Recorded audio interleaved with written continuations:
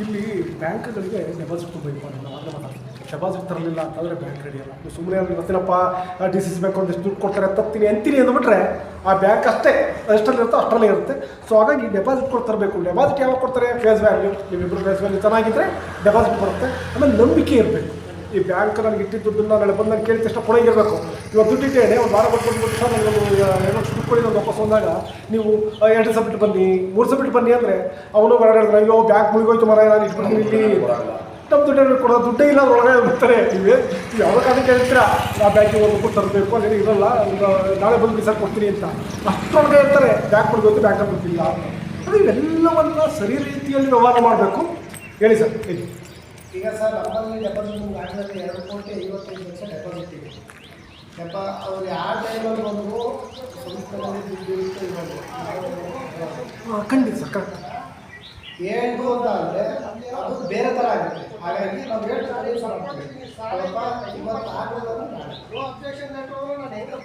ಇವತ್ತಾಗಲಿಲ್ಲ ನಾಳೆ ಖಂಡಿತ ಕೊಡ್ತೀವಿ. ಇನ್ನೇನು ತಲೆ ಇವತ್ತು ಇಷ್ಟು ನಾವು ಅವ್ರು ಫಸ್ಟೇ ಹೇಳ್ತೀವಿ ನೀವು ಕ್ಯಾಶ್ ಕ್ಲಿಯರ್ ಕೊಡ್ತೀವಿ ವಾಪಸ್ ನಾವು ಸತಿ ಇಲ್ಲ ಅಷ್ಟು ಜನ ಹೇಳೋಕ್ಕಾಗಲ್ಲ. ನೀವು ಒಬ್ಬರು ಎಂಪ್ಲಾಯ್ ಇರೋದು ಖಂಡಿತ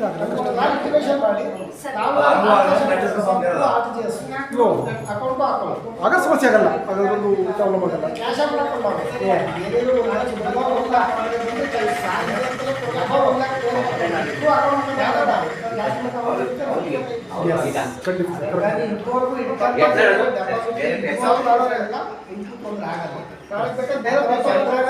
ಮಾಡ್ಕೊಳಕ್ಕೆ ಹೋಗಲ್ಲ.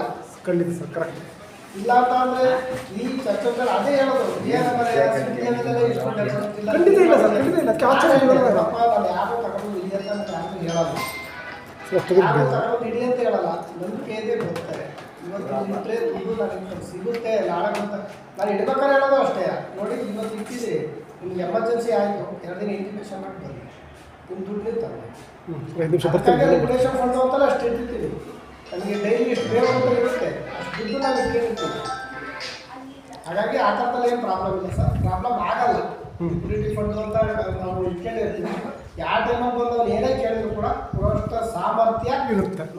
ಆಮೇಲೆ 6 ಲಕ್ಷ ಕೊಡಿ ತಕ್ಷಣ ಬರಲ್ಲ. ಒಳಗೆ ಇರ್ತದೆ ನಮ್ಮ ಹಳ್ಳಿ ವ್ಯವಹಾರಗಳು ಅಂದರೆ 5 ಲಕ್ಷ 10 ಲಕ್ಷ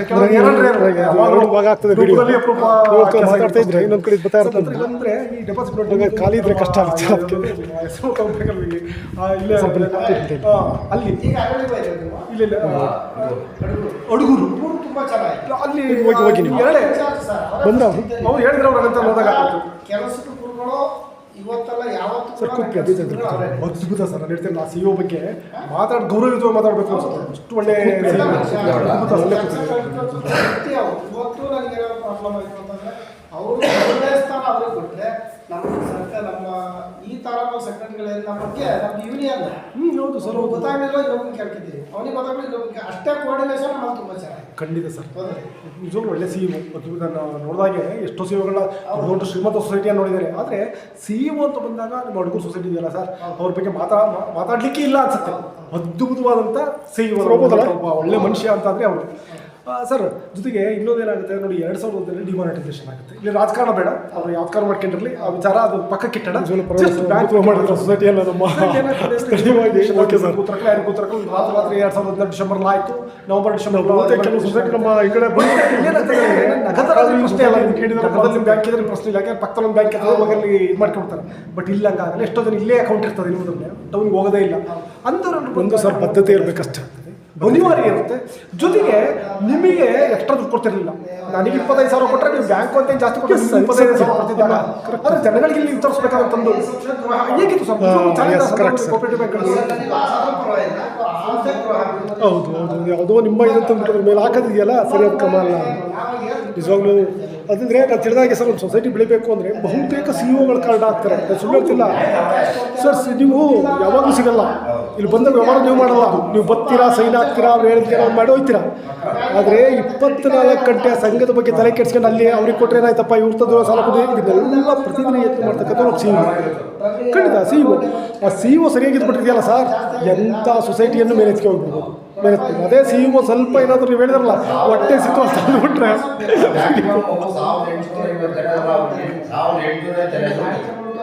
ನೋಡಿ ಕಷ್ಟ ಆಗ್ತದೆ ಆ ಮೆಮೊರಿ ಕೂಡ ಸರ್ ಏನು ಸರ್ 1000 ನಿಜವಾಗಿ ಕಷ್ಟ ನನ್ನ ಗ್ರೂಪಲ್ಲಿ 1000 ಜನವರೇ ಅದರಲ್ಲಿ ನನಗೆ ಗೊತ್ತಿರ್ತಕ್ಕ ನಾನು ಇಂಟರ್ವ್ಯೂ ಮಾಡಿರ್ತಕ್ಕಂಥವ್ರು ಮತ್ತು ನಮ್ಮ ಶಾಸಕರು ಮಟ್ಟಿಗೆ ದೇವರಡೆ ಗೊತ್ತಿರಲ್ಲ ನೀವು ಅಷ್ಟು ಜನ ನೆನಪು ಇಟ್ಕೊತಿರಲ್ಲ ಸರ್ ಇದು ನೀವು ಮೆಮೊರಿ ತುಂಬ ಕೋಪರೇಟ್ ಬ್ಯಾಂಕ್ಗಳಿಗೆ ಕಷ್ಟ ಆಯಿತು ಅಂದರೆ ಆ ಬದ್ಧತೆ ಇದೆ ಸರ್, ಕೆಲಸದ ಬದ್ಧತೆ ಇದೆ. ಅದೊಂದು ಪ್ಲಸ್ ಆಯಿತು. ಸೊಸೈಟಿ ಹೋದ್ವಿ ಸರ್, ಇಂಟರ್ವ್ಯೂ ಮಾಡಲಿಕ್ಕೆ ಅಂತ ಹೋದ್ವಿ ನಾವು ನಮ್ಮ ಟೀಮ್ ಫುಲ್. ಸರ್ ಎಂತ ಸರ್ ಸೊಸೈಟಿ ಸರ್ ಮಾಡಲಿಲ್ಲ.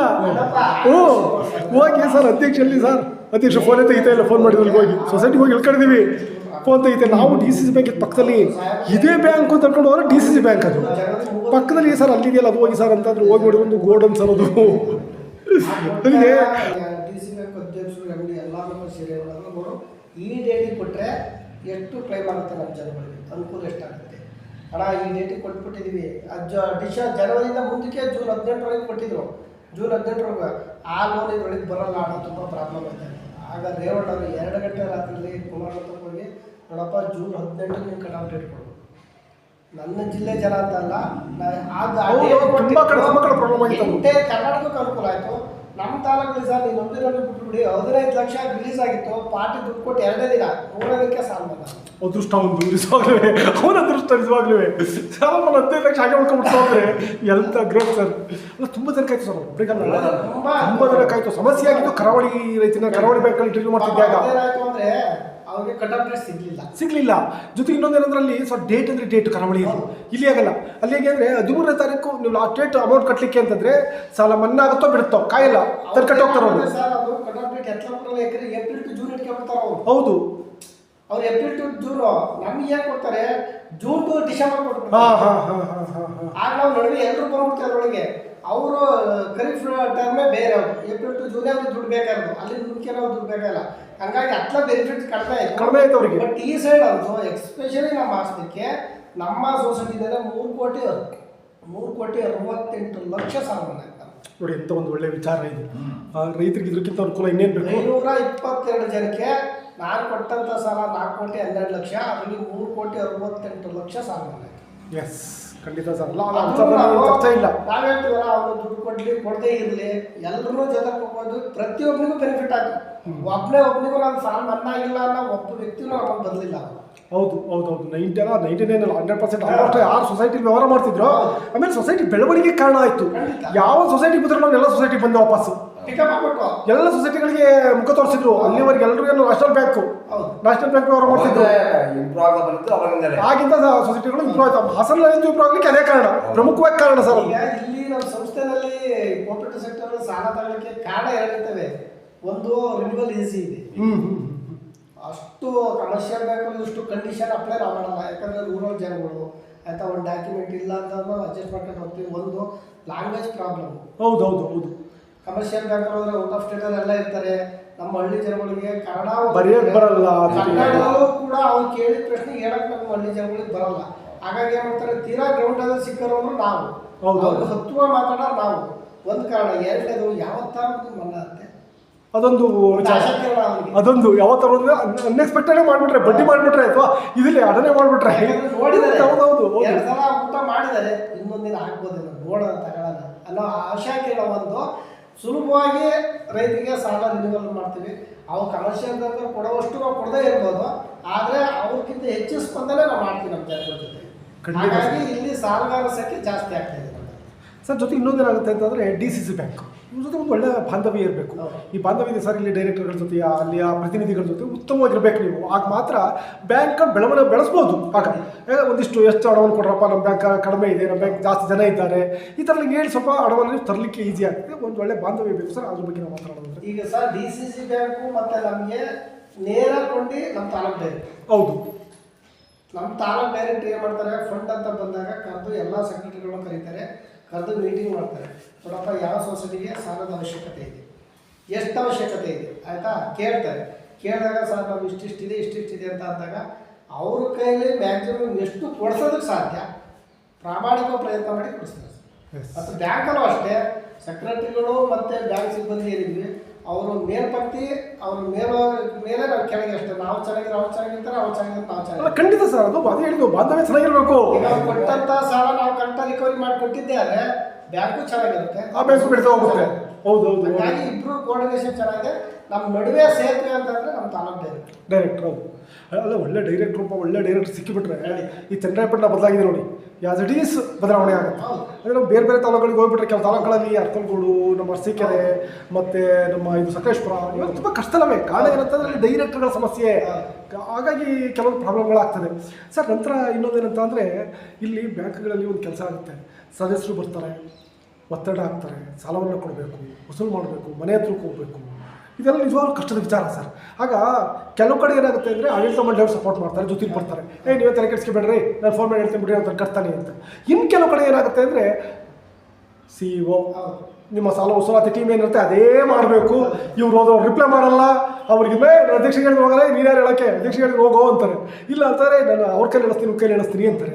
ನಿಜವಾಗ್ಲೂ ಒಂಥರ ಕಷ್ಟದ ವಿಚಾರ ಸರ್. ಒಂದು ನೀವು ಹೇಳಿದಾಗಲೇ 70-75% ತಂದೆ ನಿಮಗೆ ತೊಂದರೆನೇ ಕೊಡಲ್ಲ ಅವರು. ಯಾರು ಹೋದ್ರೂ ಅವ್ರ ಕೆಲಸ ಮುಗಿಸ್ಕೊಂಡು ಹೋಗ್ತಾ ಇರ್ತಾರೆ. ಆದರೆ ಈ ಉಳಿದಂಥವ್ರು ಇರ್ತಾರಲ್ಲ ಸರ್, ಅವ್ರದ್ದು ಕಷ್ಟ. ಹೇಗೆ ಸರ್ ಆಡಳಿತ ಮಂಡಳಿ ಮತ್ತು ಸರ್ ರಿನ್ಯೂವಲ್ ಬಂದಾಗ ನಮ್ಮ ಡೈರೆಕ್ಟರ್ ಅಧ್ಯಕ್ಷ ಏನಂತಾರೆ, ಆಯಾ ಊರಲ್ಲಿ ಲಿಸ್ಟ್ ಕಳಿಸ್ಕೊಡ್ತೀವಿ, ನಿಮ್ಮ ಊರಲ್ಲಿ ಇಷ್ಟು ಜನ ಸಾಲ ಇದೆ, ಒಂದು ಮಾತು ಇಂಟಿಮೇಷನ್ ಮಾಡಿಬಿಡಿ. ರೈತರು ತುಂಬಾ ಸೂಕ್ಷ್ಮ ಇದ್ದಾರೆ, ತುಂಬಾ ಬದಲಾಗಿದ್ದಾರೆ ಅವಸರದಲ್ಲಿ ಸರ್. ಅವಾಗ ದುಡಿಯೋಕೆ ಒಂದೇ ಮಾರ್ಗ, ಈಗ ದುಡಿಯೋಕೆ ನಾನಾ ಮಾರ್ಗ. ಮತ್ತೆ ಜನ ಈಗ ದುಡಿಮೆ ಮಾಡಕ್ಕೂ ಇದ್ರಲ್ಲ, ಸಾಲ ಮಾಡಕ್ಕೂ ಇದ್ರಲ್ಲ, ಯಾಕಂದ್ರೆ ತೀರ್ಸ್ತೀನಿ ಕೆಪಾಸಿಟಿ ಕರೆಕ್ಟ್. ಈಗ ಮಳೆ ಬಂದಿಲ್ಲ ಅಂತ ರೈತರಿಗೆ ಕೆಲಸ ಮಾಡಕ್ ಬಿಟ್ಟಿಲ್ಲ, ಊಟ ಮಾಡಕ್ ಬಿಟ್ಟಿಲ್ಲ, ಅದೇ ತರ ಒಂದು ದುಡಿಯೋಕ್ಕೂ ಬಿಟ್ಟಿಲ್ಲ. ಖಂಡಿತ ಬೇಸಾಯ ಇಲ್ವಾ, ಬೇರೆ ಏನಾದ್ರು ಮಾಡ್ತಾರೆ, ಜೂನ್ಕಾಗ ಮಾಡೇ ಮಾಡ್ತಾರೆ. ಹಂಗಾಗಿ ಪ್ರತಿ ಡೈರೆಕ್ಟ್ರಿಗೂ ನೋಟಿಸ್ ಇಶ್ಯೂ ಮಾಡಬೇಕು, ಒಂದು ಲಿಸ್ಟ್ ಕೊಟ್ಬಿಡ್ತೀವಿ, ನೋಡೋಣ ನಿಮ್ಮ ಊರಲ್ಲಿ ಇಷ್ಟು ಚೆನ್ನಾಗಿದ್ದಾರೆ, ಈ ಡೇಟಿಗೆ ರಿನ್ಯೂವಲ್ ಇದೆ, ಮಾತು ಇಂಟಿಮೇಷನ್ ಮಾಡಿ. ಒಂದು ಎರಡನೇದು 15 ದಿನ ಫಸ್ಟೇ ಅವ್ರಿಗೆ ನೋಟಿಸ್ ಇಶ್ಯೂ ಮಾಡ್ತೀವಿ. ಆಮೇಲೆ ನಾವು ಫಸ್ಟ್ ಆಗಿರ್ತೀವಿ, ಅವ್ರಿಗೆ ಒಂದು 5 ದಿನ ಒಟ್ಟಾಗೆ ಮಾಡ್ತೀರಾ ಇದ್ರ ಕೆಲಸವನ್ನು. ಇದು ಬೇಕಾಗಿರ್ತಕ್ಕಂಥ ಇದೇ ನಾನು ಕೇಳಿದ್ರು ಅಷ್ಟೇ. ಪಾಪ ಒಬ್ರಿಗೆ ಬರಕ್ ಆಗದೆ ಇರಲ್ಲ, ಪ್ರೀವಿಯಸ್ ಆಗಿ ಒಂದು ವಾರ ಇದೆ, ನನಗೆ ಒಂದು ವಾರ ನೋಟಿಸ್ ಇದು ಎಲ್ಲ ಬೇಕಾಗಿದೆ. ಇದು ನಿಮ್ಮ ಟೀಮ್ 2 ಇದೆಯಲ್ಲ ಸರ್, ಒಂದು ಆಡಳಿತ ಮಂಡಳಿ ಮತ್ತೆ ಸಿಬ್ಬಂದಿ, ನೀವು ಕಾಂಬಿನೇಷನ್ ಆಗಿಬಿಟ್ರೆ ಯಾವ ಸಾಲ ಕೂಡ ಉಳಿಯಲ್ಲ. ಅದು ಯಾವ ಸಾಲ ಆದ್ರೂ ಮನೆ ಆಟೋಮೆಟಿಕ್ ಆಗಿ ಬಂದು ನಿಮ್ಮ ಬ್ಯಾಂಕಿಗೆ ಬಿದ್ದುಬಿಡುತ್ತೆ ವಾಪಸ್ಸು. ನಿಮ್ಮಲ್ಲಿ ಕೋರ್ಡಿನೇಷನ್ ಇಲ್ಲ ಅಂದಾಗ ಕಷ್ಟ ಆಗ್ತದೆ ಅಷ್ಟೇ. ನಮ್ಮಲ್ಲಿ 100ಕ್ಕೆ 90 ಜನ ತಂದು ಕಟ್ತಾರೆ. ಹೌದು ಸರ್, ಸತ್ಯ. ಹೌದೌದು. ಅತಿಶಕ್ತಿ ಹೇಳಲ್ಲ, ನೋಟಿಸ್ ಇಶ್ಯೂ ಮಾಡಿದ್ರು ಸಾಕು. ನೋಟಿಸ್ ಕೊಡೋದ್ರೆ ನಮ್ಗೆ ಯಾಕೆ ಕೊಡೋಕೆ ನೋಟಿಸ್ ಅಂತ ಕೇಳ್ತಾರೆ. ನೋಟಿಸ್ ಕೊಡೋಕೆ ಯಾಕೆ ಕೊಡ್ತೀವಿ ಅಂತ ಕೇಳೋದುಂಟು. ಹೌದು, ರಿನ್ಯೂವಲ್ ಮಾಡಬೇಕು, ನೋಟಿಸ್ ಕೊಡಿ ಅಂತ ಕೇಳ್ತಾರೆ ನಮ್ಗೆ. ನೋಡಿ, ನನ್ನ ವ್ಯಾಪ್ತಿಲಿ ಅದಂತೂ ನಾವು ಬೆಳೆಸಿದ್ವಿ. ಆಗ್ಲಿಲ್ಲವ ಸಾಲ ಡೇಟ್ ಬಂತು, ನೋಡಪ್ಪ ನಿನ್ನ ಸಾಲ ಇಷ್ಟಿದೆ, ಈ ಡೇಟಿಗೆ ರಿನ್ಯೂವಲ್ ಇದೆ, ಇಂಟಿಮೇಷನ್ ಮಾಡ್ತೀವಿ. 15 ದಿನ ಪ್ರೀವಿಯಸ್ ಆಗಿ ಇಂಟಿಮೇಷನ್ ಮಾಡ್ತೀವಿ. ನಮ್ಮ ಡ್ಯೂ ಡೇಟ್ ಕರೆಕ್ಟಾಗಿ ಬಂದು ರಿಕ್ವೈರ್ಮೆಂಟ್ ಮಾಡ್ತಾರೆ. ಏನಪ್ಪ ಸರ್, ನಂತರ ಸಬ್ಸಿಡಿ ವಿಚಾರ ಇಲ್ಲೇನಾಗುತ್ತೆ ಅಂದರೆ, ಕೆಲವು ಸೊಸೈಟಿಗಳಿಗೆ ಸಬ್ಸಿಡಿ ಏನಂತಾರೆ, ನಬಾರ್ಡಿಂದ, DCC ಬ್ಯಾಂಕಿಂದ, ಕೆಲವು ಇಲಾಖೆಗಳಿಂದ ಸಬ್ಸಿಡಿ ಕೊಡ್ತಾರೆ. ಅವರು ಬಿಲ್ಡಿಂಗ್ ಕಟ್ಟಿದಾಗ ಮತ್ತೊಂದೇನೋ ಮಾಡಿದಾಗ. ನಿಮಗೆ ಯಾಕೆ ಯಾವ್ದಾದ್ರು ಸಬ್ಸಿಡಿ? ಸರ್ ಇಲ್ಲ, ನಾನು ಈ ಕೆಳಗಡೆ ಹಿಂದ್ಗಡೆ ಗೋಡನ್ ಒಬ್ಬರು ಕೂಡ ಮಾಡ್ಬೇಕಾದ್ರೆ ನಮ್ಮ ಡೈರೆಕ್ಟರ್ ಗಿರೀಶ್ ಅಂತ ಇದ್ರು. ಅವಾಗ ಆ ಗಿರೀಶ್ ಅವರಿದ್ದಾಗ ಜಿಲ್ಲಾ ಬ್ಯಾಂಕಿಂದ 1 ಲಕ್ಷ ಕೊಡಿಸಿದ್ರು. ಆಗ ಸರ್ಕಾರಿ ಸ್ಕೀಮ್ಗಳು ಯಾವ್ದು ಇರಲಿಲ್ಲ. ಹೌದೌದು. ರುದ್ರೇಶ್ ಗೌಡ್ರು MLA ಕಾಂಗ್ರೆಸ್ ಸರ್ಕಾರಕ್ಕೆ 2013 ಆ ಸ್ಕೀಮ್ಗಳು ಬಂತು. ಆ ಸ್ಕೀಮ್ಗಳು ಬಂದಾಗ ಇಲ್ಲಿ ಪಾಪ ರುದ್ರೇಶ್ ಗೌಡ್ರು ನಾವು ಇದು ಮಾಡೋಕ್ಕಲ್ಲ, ಅವ್ರು ಕೊಡ್ತೀನಿ ಅಂತ ಹೇಳಿದ್ರು. ಕಾರಣ ಅದೇನೇನು ಮೆಸೇಜ್ ಅಂತ ಏನೋ ನಮಗೆ ಗೊತ್ತಿಲ್ಲ, ಕೊನೆಗೆ ಫಂಡ್ಸ್ ಇಲ್ಲ ಅಂತ ಅಂದ್ರು. ಈ ಬಿಲ್ಡಿಂಗ್ ಕಟ್ಟಿರೋದು, ಹಿಂದ್ಗಡೆ ಬಿಲ್ಡಿಂಗ್ ಕಟ್ಟಿರೋದು, ಕೆಳಗಡೆ ಬಿಲ್ಡಿಂಗ್ ಅಟ್ರಾಕ್ಟ್ ಮಾಡಿರೋದು, ಮತ್ತು ಮೇಲ್ಗಡೆ 2 ಶೀಟ್ ಹಾಕ್ಸಿದ್ದೀನಿ, ಸುತ್ತ ಕಾಂಪೌಂಡ್ ಮಾಡಿಸಿದ್ದೀನಿ, ಎಲ್ಲ ನಮ್ಮ ಸಂಸ್ಥೆ ಓನ್ ಫಂಡಲ್ಲೇ ಮಾಡಿರ್ತಕ್ಕಂಥದ್ದು. 1 ಲಕ್ಷ ಮಾತ್ರ. 1 ಲಕ್ಷ ಬಿಲ್ಡಿಂಗ್ ಸರ್ಕಾರ GC ಬ್ಯಾಂಕಿಂಗ್ ಕೊಟ್ಟಿದ್ರು. 7 ಲಕ್ಷ ಜನಗಳಿಂದ ದೇಣಿಗೆ ಸಂಗ್ರಹ. ಅದು 1 ಲಕ್ಷ ಸರ್ ಸಬ್ಸಿಡಿ ಹಣನ ಅಥವಾ ಸಬ್ಸಿಡಿ ರಿಟರ್ನ್ ಇಲ್ಲ? ರಿಟರ್ನ್ ಇಲ್ಲ. ಓಕೆ, ಒಳ್ಳೆ ವಿಚಾರ. ಈಗ ಅದನ್ನ 2 ಲಕ್ಷಕ್ಕೆ ಮಾಡಿದ್ದಾರೆ. ಅದಕ್ಕೆ ನಮ್ಮ ನಾಗಣ್ಣ ಹೇಳಿದ್ರು, ಬಿಲ್ಡಿಂಗ್ ಮಾಡಪ್ಪ ನಾವು ಕೊಡ್ತೀನಿ 2 ಲಕ್ಷ ಅಂತ ಅಂದ್ರು. ನಾವು ಇಲ್ಲಿ ಮಾಡೋದಕ್ಕೆ ಅಂತ ಟ್ರೈ ಮಾಡ್ಬೋ, ಕೆಲವು ಸ್ವಲ್ಪ ಅಡೆತಡೆಗಳು ಬಂದು ಹಂಗೆ ಪೆಂಡಿಂಗ್ ಆಗಿದೆ, ಮಾಡ್ತೀವಿ, ಸದ್ಯಕ್ಕಂತೂ ಇಲ್ಲ. ಎಸ್, ಖಂಡಿತ ಸರ್. ಅಲ್ಲ, ಅರ್ತಿ ಹೋದಾಗಲೇ ಹೆಜ್ಜೆಯಿಂದ ಹೆಜ್ಜೆ ಕೆಟ್ಕೊಂಡು ಹೋದಾಗಲೇ ಬೆಳೀತಾ ಹೋಗುತ್ತೆ. ಜನಗಳ ಇದು ಜಾಸ್ತಿ ಆಗುತ್ತೆ, ಸೊಸೈಟಿ ಸಂಬಂಧ ಜಾಸ್ತಿ ಆಗುತ್ತೆ. ನಮ್ಮ ಸೊಸೈಟಿ ಚೆನ್ನಾಗಿತ್ತಪ್ಪ, ನಾನು ಹೋಗ್ಬೋದು ಧೈರ್ಯವಾಗಿ ಅಂತ ಬರ್ತಾರೆ. ಇಲ್ಲಪ್ಪ, ನಾನು ಗೋಡೆಯೊಳಗೆ ಕೂತ್ಕೊತಿಲ್ಲ, ಏನು ಮಾಡೋಕ್ಕಾಗಲ್ಲ ಅದಕ್ಕೆ. ಸರ್, ಜೊತೆಗೆ ಇನ್ನೊಂದೇನಂತ ಅಂತಂದರೆ, ಇಲ್ಲಿ ಬ್ಯಾಂಕ್ಗಳಲ್ಲಿ ಒಂದು ಕೆಲಸ ಆಗುತ್ತೆ, ಸಿಬ್ಬಂದಿಗಳು ತುಂಬ ಇಂಪಾರ್ಟೆಂಟ್. ಸಿಬ್ಬಂದಿಗಳಿಂದಲೇ ನೀವು ಬ್ಯಾಂಕ್ ನಡೆಸೋಕ್ಕಾಗಲ್ಲ. ಇಲ್ಲಪ್ಪ CEO ಒಬ್ಬರು ಅಧ್ಯಕ್ಷ ಇಬ್ಬರೇ ಕೂತ್ಕೊತೀವಿ ಅದು ಗೋಡಲ್ಲೇ ಇರಬೇಕಂತ ಗೋಡಿಗೆ ಹೊರಡ ಬರೋಲ್ಲ. ಹಾಗಾಗಿ ಒಂದು ಒಳ್ಳೆ ಬಾಂಧವ್ಯ ಇರಬೇಕು ಅವ್ರ ಜೊತೆ, ಅವ್ರ ಕಷ್ಟ ಸ್ಪಂದಿಸ್ತಕ್ಕಂಥದ್ದು ಅಥವಾ ಏನೆಲ್ಲ ಇರುತ್ತೆ ಎಲ್ಲ ಜೊತೆ ಒಂದು ಹೊಂದಾಣಿಕೆಯಿಂದ ಹೋಗ್ಬೇಕಾಗ್ತದೆ ಸರ್. ನಿಮ್ಮ ಮತ್ತೆ ಈಗ ನಾವು 4 ಜನ ಎಂಪ್ಲಾಯ್ಸ್ ಇದ್ದೀವಿ. ಇವ್ರನ್ನ ಅಟೆಂಡರ್, ಕೆಳಗಡೆ ಇದ್ದರು ಅಸಿಸ್ಟೆಂಟ್, ಇನ್ನೊಬ್ರು ಕಂಪ್ಯೂಟರ್ ಆಪರೇಟರ್ ಇದ್ದಾರೆ. ಈಗ ಅನಿವಾರ್ಯ ಏನು ಮಾಡೋಕ್ಕಾಗಲ್ಲ, ಗ್ರೌಂಡ್ ಲೆವೆಲ್ ಇದ್ದಾಗ ಒಂದಿನ ಬರೋಕ್ಕಾಗಲ್ಲ ಅಂದ್ರೆ ನಾವು ಹೌದು ಹೌದು ಆಯ್ತಾ. ಈಗ ಇಲ್ಲ ಸರ್ ನನಗೆ ಈ ಥರ ಪ್ರಾಬ್ಲಮ್ ಇದೆ ಬರೋಕ್ಕಾಗಲ್ಲ ಇವತ್ತು, ಆಯ್ತು ಹೋಗಪ್ಪ ನಾವು ಹೇಳೋದು ಇಷ್ಟೇ, ಇವತ್ತು ಬರೋಕ್ಕಾಗಲ್ಲ ಇವತ್ತು ಕೆಲಸ ನಾಳೆ ಮಾಡಬೇಕು ಅಷ್ಟೇ. ಹೌದು ಈಗ ಹೇಳ್ತೀವಿ ಫರ್ಟಿಲೈಸರ್ ಗೊಬ್ಬರ ಎಲ್ಲ ಬರುತ್ತೆ, ಗೊತ್ತಾಯ್ತು ನೋಡಪ್ಪ ಬೆಳಿಗ್ಗೆ 7 ಗಂಟೆಗೆ ಪಾಪ ಅವ್ನು ಕೆಲಸ ಇರುತ್ತೆ, ಕೆಲಸ ಬಿಟ್ಟು ಬಂದು ಕೆಲಸ ಮಾಡ್ತಾರೆ. ಕರೆಕ್ಟ್, ಸತ್ಯ ಸರ್ ಇದು. ಹೌದು. ಈಗ ಲೋಕಲ್ ನಾವು ಯಾಕೆ ತಗೊಳ್ಳೋದು ಅಂತಂದ್ರೆ ಹೊರಗಡೆ ಅಂದ್ರೆ ಅವ್ರು ಅಲ್ಲಿ ಬರೋದಕ್ಕೆ ಟೈಮ್ ಆಗುತ್ತೆ ಒಂದು. ಹೌದು. ಇಲ್ಲ ರಾತ್ರಿ 7 ಗಂಟೆವರೆಗೂ ಇರಬೇಕಾಗುತ್ತೆ. ನಾವೇ ಅವ್ರಿಗೆ ಸಂಬಳ ಜಾಸ್ತಿ ಕೊಡ್ತಾ ಇಲ್ಲ, ಆದ್ರೆ ಅವ್ರು ತಿಳ್ಕೊಂಡ್ರೇನೋ ಅವತ್ತು ದಿನ ತಿನ್ನಕ್ಕೆ ಅನ್ನ ಕೊಟ್ಟಿದ್ದಾರೆ ಸಂಸ್ಥೆ ಅಂತ. Yes correct sir. 2 ಗಂಟೆ ಮಗಳಾಗ ಹೋಗೋದು ಅಷ್ಟೇ ಅಲ್ಲ, ಈಗ ಒಂದು ಸಾಯಂಕಾಲ 5 ಗಂಟೆ ತನಕ ಇರ್ತವೆ. ಹೌದು ಹೌದು. ಅಲ್ಲ ಸರ್, ಸಿಬ್ಬಂದಿ ಕೆಲಸದ ಬಗ್ಗೆ ಯಾರು ಮಾತನಾಡೋವಾಗಿಲ್ಲ ಸರ್. ಸಹಕಾರ ನಮ್ಗೆ ಇಲ್ಲ ಅಂತ ಅಂದ್ರೆ ಯಾವ ಕೆಲಸ ಆಗಲ್ಲ. ಸತ್ಯ ಸರ್. ಇದುವರೆಗೂ ಅಷ್ಟೇ. ಈಗ ಇವರು ಸೇರಿ 10-12 ವರ್ಷ ಆಯ್ತು. ಈಗ ಅವರು ಸೇರಿ 2 ವರ್ಷ ಅವ್ರು ರಿಟೈರ್ಡ್ ಇದೆ. ಇದುವರೆಗೂ ನಾವು ಅಂಟಂದಿದ್ದಂಗೆ ಇದೀವಿ. ಸಣ್ಣ ಪುಟ್ಟ ವ್ಯತ್ಯಾಸ ಕಾಮನ್. ಕೆಲಸದ ಒತ್ತಡದಲ್ಲಿ ಸಣ್ಣ ಪುಟ್ಟ ವ್ಯತ್ಯಾಸ ಬರೋದು ಬಿಟ್ರೆ ಬೇರೆ ಯಾವುದೇ ರೀತಿ ಪ್ರಾಬ್ಲಮ್ ನಮ್ಮಲ್ಲಿ ಇಲ್ಲ. ಅಷ್ಟೇ ಚೆನ್ನಾಗಿದ್ವಿ, ಚೆನ್ನಾಗಿ ಕೆಲಸ ಮಾಡ್ತೀವಿ. ನಿಜವಾಗ್ಲೂ ಸರ್. ಯಾಕೆಂದರೆ ನೀವು ಇಲ್ಲಿ ಅಲ್ಲ ಸರ್, ಯಾವುದೇ ಕೋಆಪರೇಟಿವ್ ಬ್ಯಾಂಕಿಗೆ ಹೋದ್ರು ಸಿಬ್ಬಂದಿ ಬಗ್ಗೆ ನನಗೆ ಒಂದು ಖುಷಿ ವಿಚಾರ ಏನಂದರೆ ಏಳು ಟೈಮ್ ಬರ್ತಾರೆ. 5:30 ಎದ್ಬಿಟ್ಟು ಗೊಬ್ಬರ ಕೊಡ್ತಾರೆ ಸರ್. 5:30 ಎದ್ದು ಬರ್ತಾರೆ ಎಷ್ಟೋ ಜನ ಸಿಬ್ಬಂದಿಗಳು. ಇದಕ್ಕೆ ಹೋಗ್ಬಿಟ್ರೆ ಸರ್, ಇಲ್ಲಿ ನಾವು ಮಡಿಕೇರಿ ಸೈಡ್ ಹೋದರೆ ಅವರು 6 ಗಂಟೆ ಒಳಗಡೆ ಎಲ್ಲರೂ ಕೊಟ್ಟೋಗ್ಬೇಕು. ಲೇಬರ್ಗಳು ಬರ್ತಾರೆ, ಅವ್ರನ್ನ ಅಟೆಂಡ್ ಇನ್ವೈಟ್ ಮಾಡ್ಬೇಕು, ಇದು ಮಾಡ್ಬೇಕು, ಅವ್ರಿಗೆ ಗೊಬ್ಬರ ಕೊಟ್ಟು 5:30 ನಿಂತ್ಕೊತಾರೆ ಸರ್. ಒಂದು 5:30 ರಾತ್ರಿಗೆ ಬಂದು ನಿಂತ್ಕೊತಾರೆ. ಯಾವ ಸರ್ಕಾರಿ ಸಿಬ್ಬಂದಿ ಬಂದು ನಿಂತ್ಕೊತಾರೆ ಸರ್ ಟೈಮಿಗೆ? ಹಾಂ, ನಮ್ಮ ಕೋಆಪರೇಟಿವ್ ಸಿಬ್ಬಂದಿ ಬಗ್ಗೆ ಮಾತನಾಡುವಂತೆ ಇಲ್ಲ. ಏನು ಅಂತ ಅಂದ್ರೆ ಸರ್ಕಾರ ನಮ್ಮ ಪರಿಗಣನೆ ಮಾಡ್ತಾ ಇಲ್ಲ. ಅದೇ ಸಮಸ್ಯೆ ಸರ್ ಆಗಿರೋದು, ಅದೇ ಸಮಸ್ಯೆ. ಅವ್ರು ಹೇಳ್ತಾರೆ ಇಲ್ಲ ನಮಗೆ ಸಂಬಂಧ ಇಲ್ಲಪ್ಪ, ನಿಮ್ಮ ಸೊಸೈಟಿ ಅವರು ನೋಡ್ಕೊಂಬಿಡಿ ನೀವು. ಸ್ವಾಯತ್ತ ಸಂಸ್ಥೆ ಅಂತ ಹೇಳ್ತಾರೆ, ಎಲೆಕ್ಷನ್ ರಾಜಕಾರಣ ಮಾಡ್ತಾರೆ, ಪ್ರತಿಯೊಂದಕ್ಕೂ ಕೈ ಹಾಕ್ತಾರೆ, ಪ್ರತಿಯೊಂದು ಕೈ ಹಾಕ್ತಾರೆ. ಇನ್ಕ್ಲೂಡಿಂಗ್ ಸಾಲ ಕೊಡೋದ್ರಿಂದ ಹಿಡಿದು ಪ್ರತಿಯೊಂದು ಉಚಿತ ಯೋಜನೆ ಯಾವುದೇ ಇದ್ರೂ ನಿಮ್ಮ ಮೇಲೆ ಬೀಳುತ್ತೆ. ಸೆಕ್ರೆಟರಿ ಅಸಿಸ್ಟೆಂಟ್ ಎಲ್ಲ ಮಾಡೋವರೆಗೂ ಕೈ ಹಾಕ್ತಾರೆ, ಸಂಬಳ ಪಾತ್ರ ನಾವಲ್ಲ ಅಂತಾರೆ. ಎಸ್, ಇದೆಲ್ಲ ನಿಜವಾಗ್ಲೂ ಅನ್ಯಾಯ ಸರ್. ಯಾಕೆಂದರೆ ಇಡೀ ನಮ್ಮ ಕರ್ನಾಟಕ ಬೇರೆ ರಾಜ್ಯಗಳು ಬಿಟ್ಬಿಡಿ, ಕರ್ನಾಟಕ ಇರ್ತಕ್ಕಂಥ ಯಾವೊಬ್ಬ ಕೇಂದ್ರ ಇರ್ಬೋದು ರಾಜ್ಯ ಇರ್ಬೋದು, ಯಾವೊಬ್ಬ ಸಿಬ್ಬಂದಿ ಕೂಡ ಕೋಆಪರೇಟಿವ್ ಡಿಪಾರ್ಟ್ಮೆಂಟ್ ಕಾಡ್ತಾನೆ ಇದೆ. ಸಾಧ್ಯನೇ ಇಲ್ಲ ಸರ್. ನಾವು ಭಾರಿ ಹೋರಾಟ ಮಾಡೋದು ಸರ್. 2007ರಿಂದ ಒಂದು 4-5 ಸಲ ಲಕ್ಷ್ಮಣ್ ಸವದಿ ಮಿನಿಸ್ಟರ್ ಆಗಿದ್ದಾಗ, ಕೋಆಪರೇಟಿವ್ ಮಿನಿಸ್ಟರ್ ಆಗಿದ್ದಾಗ ಇನ್ನೇನು ಆಗಿ ಹೋಯ್ತು, ನಿಮಗೆ ಭದ್ರತೆ ಸೇವೆ ಭದ್ರತೆ ಕೊಟ್ಟು ಅಂತ ಹೇಳಿದ್ರು. ಬೆಳಿಗ್ಗೆ ಏನೋ ಒಂದು ಇನ್ಸಿಡೆಂಟ್ಗಳು ಅವರು ಈಗ ರಾಜಣ್ಣ ಬಂದರು ಹೊಸದಲ್ಲಿ ಅವ್ರು ಏನು ಇಲ್ಲಪ್ಪ ನಿಮ್ಮೆಲ್ಲ ಪರ್ಮನೆಂಟ್ ಮಾಡೇ ಮಾಡ್ತೀವಿ. ಕೇರಳ ಮಾದರಿ ಗೌರ್ಮೆಂಟಲ್ಲಿ ಪ್ಯಾಕೇಜ್. ಹೌದೌದು, ಕೇರಳದಲ್ಲಿ ಗೌರ್ಮೆಂಟ್ ಸ್ಯಾಲರಿ ಸಿಗುತ್ತೆ ಅವರಿಗೆ. ಭದ್ರತೆ, ನಿಮ್ಮ ಕೆಲಸದ ಭದ್ರತೆ ಒದಗಿಸ್ಕೊಡ್ತೀವಿ ಅಂತ ಆಸೆ ಕೂಡ ಮೂಡಿಸಿದ್ರು. ನಿಮ್ಮ ಅದೃಷ್ಟ ಸರ್ ಇಲ್ವಾ ಅಂತ ಸರ್ ಕೋಆಪರೇಟಿವ್ ಸೆಕ್ಟರ್ ಒಂದು ನೋಡಿ. ನಾವು ಹೇಳಿದ್ರೆ ಕರಾವಳಿ ಮಡಿಕೇರಿ ಇದೆಯಲ್ಲ ಸರ್, ಆ ಭಾಗದಲ್ಲಿ ಬೇಕೇ ಆಗಿಲ್ಲ, ಕೇಳೋದೇ ಇಲ್ಲ ಸರ್. ಎಂತ ಸ್ಯಾಲರಿ ಸಿಗುತ್ತೆ ಅವರಿಗೆ. ಈಗ ಅವ್ರಿಗೆ ಏನಾದ್ರು ಗೊತ್ತಾ, ಈಗ CCA ಬರ್ತಾಯಿತ್ತು, CCA ಬಂದು ಸ್ಟೇ ಹೋದ್ರು ನೋಡಿ. ನಮಗೆ ಅವಶ್ಯಕತೆ ಇಲ್ಲ ಅಂತ, ಅಗತ್ಯ ಇಲ್ಲ ಅಂತ. ಕಾರಣ ಅಂದರೆ ಒಳ್ಳೆ ದುಡ್ಡಿದೆ, ಲಾಭ ಇದೆ. 45 ಸ್ಟಾರ್ಟಿಂಗ್ ಸ್ಯಾಲರಿ ನೀವು ಸರ್ಕಾರ ಕೊಟ್ಟು 45 ಕೊಡಲ್ಲ, ನಿಲ್ಲಿಸ್ತಾರೆ. ಆಗಲ್ಲ. ಈಗ 45,000 ಸ್ಯಾಲರಿ ಸ್ಟಾರ್ಟಿಂಗು. ಯಾವ ಒಳ್ಳೆ ಇವ್ರಿಗೆ ಸಿಗ್ಬೇಕಾಗ್ತದೆ ಸರ್, ಸೆಂಟ್ರಲ್ ಗೌರ್ಮೆಂಟ್ ಎಂಪ್ಲಾಯ್ ಸಿಗ್ಬೇಕಾಗ್ತದೆ. ಹಾಗಾಗಿ ತಲೆಯಲ್ಲಿ ಕೆಡ್ಸ್ಕೊಳ್ಳಲ್ಲ ಅದಕ್ಕೆ. ಹೌದು. ಆಮೇಲೆ ರಿಟೈರ್ಡ್ ಆದಾಗ, ನಿವೃತ್ತಿ ಆದಾಗ ಸರ್ಕಾರದಲ್ಲಿ ಅವ್ರಿಗೆ ಅಷ್ಟು ದುಡ್ಡು ಕೊಡ್ತಾರೆ ಇಲ್ವೋ ಗೊತ್ತಲ್ಲ. ಈ ಕೋಆಪರೇಟಿವ್ ಸೆಕ್ಟರ್ ಅಷ್ಟು ದುಡ್ಡು ಕೊಡ್ತಾವ್ರು ಅವ್ರಿಗೆ. ಅಂದರೆ ಏನಂದ್ರೆ ನಾವು ಅಂತೂ ಬೆಳಿಬೇಕನ್ನೋದಷ್ಟೇ ನಮ್ಮ ಉದ್ದೇಶ. ಏನಂದರೆ ನಮ್ಮ ಯಾಕೆ ಆಗ್ತಾ ಇಲ್ಲ, ಅವೆಲ್ಲ ಆಗ್ತದೆ, ಇಲ್ಲೂ ಆಗ್ಬೇಕಲ್ವಾ. ಒಂದು ಜನಗಳು ಮನವೊಲಿಸ್ಬೇಕು. ಮೊದಲು ಜನಗಳು ಸೊಸೈಟಿಲಿ ವ್ಯವಹಾರ ಮಾಡ್ರಪ್ಪ, ಕೇಂದ್ರ ಬ್ಯಾಂಕ್ ಅಲ್ಲಿಗೆ ಹೋಗ್ಬೇಡಿ. ಕಾರಣ ಏನು, ನಮ್ಮ ದುಡ್ಡು ನಮ್ಮಲ್ಲೇ ಉಳಿಯುತ್ತೆ, ನಮ್ಮೂರಲ್ಲೇ ಉಳಿಯುತ್ತೆ. ನಿಮ್ಮೂರು ದುಡ್ಡು ಇಲ್ಲೇ ರೊಟೇಟ್ ಆಗುತ್ತೆ. ಇನ್ನೊಂದು ಏನಾಗಿದೆ ಅಂತಂದ್ರೆ ನೋಡಿ, ಈಗ ಅಮಿತ್ ಶಾ ಜಿ ಇವರು ಕಂಪ್ಯೂಟರ್ ಇಲ್ಲ ತಗೊಂಡ್ಮೇಲೆ ಸಪ್ರೇಟ್ ಒಂದು ಇಲಾಖೆನೇ ಮಾಡಿದ್ರು. ಈಗ ಆನ್ಲೈನ್ ಡಿಜಿಟಲೀಕರಣ ಎಲ್ಲ ಥ್ರೋಟ್ ಇಂಡಿಯಾ ಡಿಜಿಟಲ್ ಆಗ್ತಾ ಇದೆ. ಆಲ್ಮೋಸ್ಟ್ ಅಲ್ಲಿ 1 ರಿಂದ 2 ವರ್ಷ ಎಲ್ಲ ಸೊಸೈಟಿಗಳು ಆನ್ಲೈನ್ ಆಗಬೇಕು ಸರ್. ನಾನು ಕೇಳ್ತೇನೆ, ನೆನ್ನೆ ನಾವು ಕೇಳಿದೆ ಲಾಯರ್ನಲ್ಲಿ, ಅವರು ಆಕ್ಚುಲಿ ATM ಮಾಡ್ಲಿಕ್ಕೆ ಕೊಟ್ಟಿದ್ದಾರೆ. ಅವ್ರು ಹೇಳಿ ಸರ್, ನಾವು ಇದರಲ್ಲಿ ಮಾತನಾಡ್ತಾ ಇದ್ದೇನೆ, ನಾನೇ ಮಾತನಾಡಿದ್ದೇನೆ ಹೋಗಿ ಮೊನ್ನೆ DC ಬ್ಯಾಂಕಲ್ಲಿ, ನಮಗೆ ATM ಕೊಡಿ ನೀವು ATM ಕೊಡಲಿಲ್ಲ, ನಾನು ಇಂಡಿಪೆಂಡೆಂಟಾಗಿ ನಮ್ಮ ಸೊಸೈಟಿಯಲ್ಲಿ ನಾನು ಇಡ್ತೇನೆ, ನನ್ನ ವಿರುದ್ಧ ATM ಇಡ್ತೇನೆ ನಾನು ಅಂತ ಹೇಳಿದ್ದೇನೆ ಅಂತ. ಆ ಮಟ್ಟಕ್ಕೆ ಹೋಗ್ಬೇಕು ಸರ್. ಆನ್ಲೈನ್ ಡಿಜಿಟಲೀಕರಣ ಆಯ್ತು ಅಂತಂದ್ರೆ ಕಮರ್ಷಿಯಲ್ ಬ್ಯಾಂಕಿಗೆ ನೇರ ಫೈಟ್ ಬಿದ್ದೋಯ್ತು ಅಂತ ಸರ್. ಬಹುತೇಕ ಬಿದ್ದೋಯ್ತು. ನಮ್ಮ ಕೋಆಪರೇಟಿವ್ ಸೆಕ್ಟರ್ ನಮ್ಗೆ ಹೆಮ್ಮೆ ಇದೆ. ನಾವು ಕೊಡುವಷ್ಟು ಸರ್ವಿಸ್ ಅವ್ರು ಯಾವತ್ತೂ ಕೂಡ ಸಾಧ್ಯನೇ ಇಲ್ಲ ಸರ್, ಸಾಧ್ಯನೇ ಇಲ್ಲ. ಒಂದು ನಂಬಿಕೆ ಏನಿದೆ ಅಂತ ಅಂದ್ರೆ ನಮ್ಮ ಕೋಆಪರೇಟಿವ್ ಸೆಕ್ಟರ್ ಅಲ್ಲಿ ಮ್ಯಾನ್ಯಲ್ ಇದೆ, ಅಲ್ಲಿ ಕಂಪ್ಯೂಟರೈಸೇಷನ್ ಅದೇ ಜೊತೆಗೆ ಏನಂದ್ರೆ ಈಗ ನನಗೆ ಸರ್ ನಾನು ನಿಮ್ಮಲ್ಲಿ ಒಂದು ದುಡ್ಡು ಇಟ್ಬಿಟ್ಟಿದ್ದೀನಿ ನನ್ನ ಹತ್ರ ಈ ದುಡ್ಡು ಎಲ್ಲ ತಂದು ಬೆಂಕಿ ಹಾಕ್ತೀವಿ ಯಾರ ಕೈಯಲ್ಲಿ ಇಟ್ಕೊಳ್ಳೋದು ಕಡಿಮೆ ಈಗ ದುಡ್ಡನ್ನು ಇಟ್ಟಾಯ್ತಪ್ಪ ನಂಗೆ ರಾತ್ರಿ 12 ಗಂಟೆಗೆ ಅರ್ಜೆಂಟ್ ಆಯ್ತು ದುಡ್ಡು ಬೇಕು ಎಲ್ಲಿ ಹೋಗ್ಲಿ ATM ಬೇಕು, ಡೆಬಿಟ್ ಕಾರ್ಡ್ ಬೇಕು, ಕ್ರೆಡಿಟ್ ಕಾರ್ಡ್ ಸಮಸ್ಯೆ ಆಗೋದಿದು ಅಲ್ಲಾದ್ರೆ ತಕ್ಷಣ ಸಿಗುತ್ತೆ.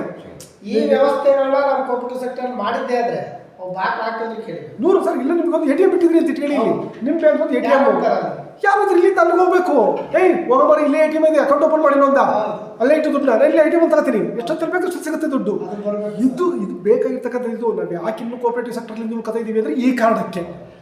ಅಂದ್ರೆ ನಮ್ಮ ಇಲಾಖೆ ಯಾರು ತಗೋತಾರೆ ವಹಿಸ್ಕೊಂತಾರಲ್ಲ ಬದ್ಧತೆ ಇರಬೇಕು ಸರ್ ಅವ್ರಿಗೆ ಬದ್ಧತೆ ಇರಬೇಕು ಬದಲಾವಣೆ ಮಾಡಬೇಕು ಅನ್ನೋ ಬದ್ಧತೆ ಇರಬೇಕು.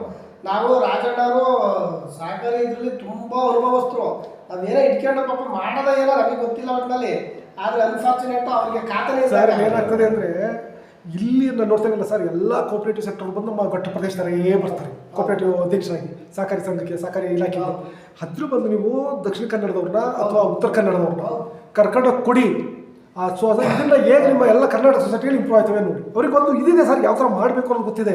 ರಾಜೇಂದ್ರ ಕುಮಾರ್ ಇದ್ದಾರಲ್ಲ ಸರ್ ಅವ್ರು ನೀವು MLC ಇವ್ರು ಮಾಡಿಬಿಡಿ ಸರ್ 1 ವರ್ಷಕ್ಕೆ ಇಡೀ ಕರ್ನಾಟಕದ ಕೋಆಪರೇಟಿವ್ ಸೆಕ್ಟರ್ನ ಬಳಸಲಿಲ್ಲ ಅಂತ ಕೇಳಿ ಸರ್. ರಾಜೇಂದ್ರ ಕುಮಾರ್ ಇಲ್ಲ ಅಂತಂದ್ರೆ ದಕ್ಷಿಣ ಕನ್ನಡದಲ್ಲಿ ಕೋಆಪರೇಟಿವ್ ಸೆಕ್ಟರ್ ಡೆವಲಪ್ ಆಗ್ತಿದೆ ಸರ್. ಮುಳುಗೋಗಿ ಎಷ್ಟು ಸೊಸೈಟಿಗಳು ಅವ್ರು ಹೇಗೆ ಗೊತ್ತಾ ಸರ್ ಸೊಸೈಟಿ ತೊಂದರೆಲಿದೆ ಸಮಸ್ಯೆ ಇದೆ ಕೂರ್ತಾರೆ ಬಂದಲ್ಲಿ ಲಾಭಕ್ಕೆ ತಾಂಡು ಹೋಗೋವ್ರಿಗೂ ಮೇಲೆ ಹೇಳಲ್ಲ ತತ್ತಾರೆ DC ಬ್ಯಾಂಕಿನ ದುಡ್ಡ ಇಡ್ತಾರೆ ಕೊಡು ಸಾಲವನ್ನು ಕೊಡು ವಸೂಲು ಮಾಡು. ಚಿಕ್ಕಮಗಳೂರು ಹೊರತುಪಡಿಸಿದ್ರೆ ಚಿಕ್ಕಮಗಳೂರಲ್ಲಿ ಕಡೂರು ಭಾಗ ಬಿಟ್ರೆ ನಾವು DCC ಬ್ಯಾಂಕಿಗೆ ಡಿಪೆಂಡ್ ಆಗಿರೋದು ಬಿಟ್ರೆ ನೀವು ಮಡಿಕೇರಿ ಉಡುಪಿ ದಕ್ಷಿಣ ಕನ್ನಡ ಎಲ್ಲೂ ಇಲ್ಲ ಸರ್ ಸಾಲ ಇಲ್ಲ ಬೇಕಾಗಿಲ್ಲ ಅಂತಾರೆ ಅವ್ರು ಹೇಗೆ ಹೇಳ್ತಾರೆ ಅಂದ್ರೆ ನೀವು ನಮಗೆ ಈಗ ಇದು ಕೊಡ್ತೀವಿ ಫ್ರೀ ಆಗಿ ಕೊಡ್ತೀರಲ್ಲ ಅದಕ್ಕೆ ನಮಗೆ ದುಡ್ಡು ಕೊಡಿ ಅಂತ ಕೇಳ್ತಾರೆ ಅದಕ್ಕೆ ಕೊಡಿ ನಿಮ್ಮ ಇದು ಬೇಕಾಗಿಲ್ಲ ನನಗೆ ಸಾಲ ಬೇಕಾಗಿಲ್ಲ ಅಂತಾರೆ ಏನು ಮಾಡುವಂತಿಲ್ಲ ಸರ್. ಆಮೇಲೆ ಪಡಿತರ ವಿಚಾರ ಇಲ್ಲಿ ಏನಾಗುತ್ತೆ ಅಂದರೆ ನೋಡಿ ಸರ್ಕಾರ ಹೇಳುತ್ತೆ ಒಬ್ಬರಿಗೆ 5 kg ಕೊಡ್ರಪ್ಪ ಒಬ್ರಿಗೆ 10 kg ಏನು ಹೇಳ್ತಾ ಅಂದಾಜು ಅವ್ರು ಏನು ಕೊಡ್ತಾರೆ XYZ ಅಷ್ಟು ಕೊಡಲೇಬೇಕು ನೀವು ಅಂತ.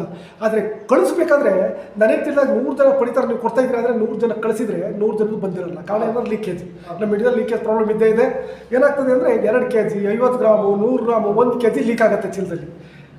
ಆ ಲೀಕ್ ಆಗಿದ್ದು ಏನಾಗುತ್ತೆ ಅಂದರೆ ನೀವು 100 ಜನ ಕಳಿಸಿದ್ರೆ 95 ಜನ 96 ಜನಕ್ಕೆ ನೀವು ಪಡಿತರ ಬರುತ್ತೆ. ಆದರೆ ನೀವು 96 ಜನ ಕೊಡೋಕ್ಕಿಲ್ಲ 100 ಜನಕ್ಕೂ ಕೊಡಲೇಬೇಕು ನಿಮ್ಮ ಡ್ಯೂಟಿ. ಕೊಡ್ಲಿಲ್ಲ ಅಂದ್ರೆ ಅವ್ರು ಅಲ್ಲಿ ಬಗ್ಗೆ ಇಷ್ಟಪಡ್ತೀವಿ ಇಲ್ಲಿ ಬೈಯಲ್ಲ ಅಲ್ಲಿ ತಿಳ್ಕೊಂಡು ಬೈತಾರೆ. ಈ ನನ್ನ ಮಕ್ಕಳು ಅಧ್ಯಕ್ಷರು CEO ಎಲ್ಲ ತಿಳ್ಕೊಂಡಿದ್ದಾರೆ ನನಗೆ ಕೊಡ್ತಾ ಇಲ್ಲ ಇಲ್ಲಿ ಪಡಿತಾರವಲ್ಲ 5 kg ಕೊಡ್ತಾರೆ 3 kg ಕೊಟ್ಟವ್ರೆ 4 kg ಕೊಟ್ಟವ್ರೆ 4 kg ಅವ್ರು ಪ್ರಶ್ನೆ ಮಾಡ್ತಾರೆ ಸರ್. ಸುಮ್ಮನೆ ಅಂತೂ ಹೋಗಲ್ಲ. ಮೊದಲು ಹೋಗ್ತಿದ್ರೇನೋ ಈಗ ಅದು ಮೊಬೈಲ್ ಮೇಲೆ ಇಟ್ಕೊಂಡ್ಬಿಡ್ತಾರೆ ತಕ್ಷಣ ಕಡಿಮೆ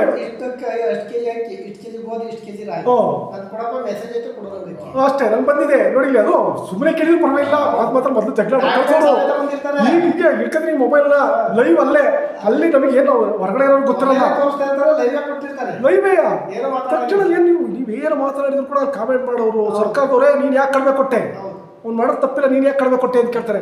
ಆದರೆ ನೀವು ಅವ್ರನ್ನ ಕ್ಯಾರಿ ಮಾಡಲೇಬೇಕಾಗುತ್ತೆ. ಎಲ್ಲ ನಿಮ್ದಂತಲ್ಲ ಇಡೀ ಕರ್ನಾಟಕದಲ್ಲಿರ್ತಕ್ಕಂಥ ಪ್ರತಿ ಸೊಸೈಟಿ ಸಮಸ್ಯೆ ಇದೆ. ಪ್ರತಿ ಸೊಸೈಟಿ ಸಮಸ್ಯೆ ಹೇಗೆ ಮಾಡ್ತೀರಾ ಸರ್? ಯಾಕೆಂದ್ರೆ ಏನು ಮಾಡೋದಿಲ್ಲ ಬಂದೇ ಇಲ್ಲ ನಿಮಗೆ ಬಂದಿರೋದೇ ಕಡಿಮೆ ಹೇಳಿ ಸರ್. ಸರ್ ನಮ್ಗೆ ಏನಾಗ್ತಂದ್ರೆ 50 kg ತೂಕ ಆಗಿರೋದು 1 kg ತೂಕ ಹೋಗುತ್ತೆ. ಹೌದು ಖಂಡಿತ ಹೌದು. ಮತ್ತೆ 50 kg ನಮಗೆ ಬರೋದು ಮ್ಯಾಕ್ಸಿಮಮ್ 49 kg ಅಷ್ಟೇ ಸರ್. ಅದ್ರಲ್ಲಿ ಲೀಕು ಅಲ್ಲ ಅದು ಈಗ ಉಕ್ಕ ಹಾಕ್ತಾರೋ ಇನ್ನೊಂದು ಹಾಕ್ತಾರೋ 3-4 ಹೇಳ್ತಾರ. ಹೌದು 1 kg ಆಗಿ ಒಂದು ಚೀಲಕ್ಕೆ 2 kg ಹೋಗುತ್ತೆ. 48 kg 50 kg ಚೀಲಕ್ಕೆ ಅಕ್ಕಿ ಬರೋದೇ 48 kg ಸರ್. ಅದ್ರ ಅಧಿಕಾರಿಗಳು ಹೇಳ್ತಾರೆ ನೀವು ಸಂಪೂರ್ಣ ಅಕ್ಕಿ ಕೊಡಬೇಕು. ಹೇಗೆ ಸಾಧ್ಯ ಸರ್?